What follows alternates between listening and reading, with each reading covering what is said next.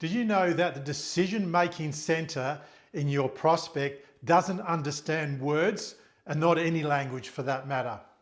Now stick with me here, because when I first heard this, I passed it off and flipped it off as BS. But then I did some research and figured out that basically it's true. You see, our ancestors over the last million years, before language was a thing and words were a thing, they made decisions. And they made their decisions based on how they felt or their feelings. And it turns out a million years later, we do exactly the same thing.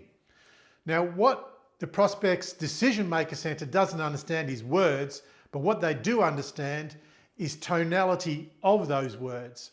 And if you want to get an example of this and how powerful it is to understand that your dog, when you speak to your dog, it doesn't understand the words, but it's highly attuned to the tonality that you use, and that's what your dog is responding to. Well, it turns out that we do exactly the same thing at an unconscious level. We think our intellectual part of our brain is making a decision, but it's really our emotional system that is making the decision that doesn't understand any words. So if you want to practice this and you want to become a master at selling, you need to become better at asking questions than answering questions. And if you put the right tonality to the questions that you're asking, magic happens.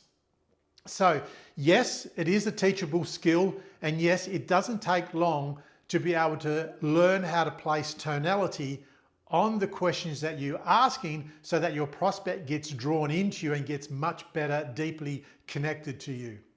So start trying this. Start shifting the way you say words. And if you want to know more about this and you are interested in a curious tone, then DM me the word tonality and I'll reach out to you and we'll have a conversation about how you can implement this very quickly into the questions that you're asking, and you can draw your clients into you much better, and you're going to get much better conversion results. So good luck with that when you're trying it.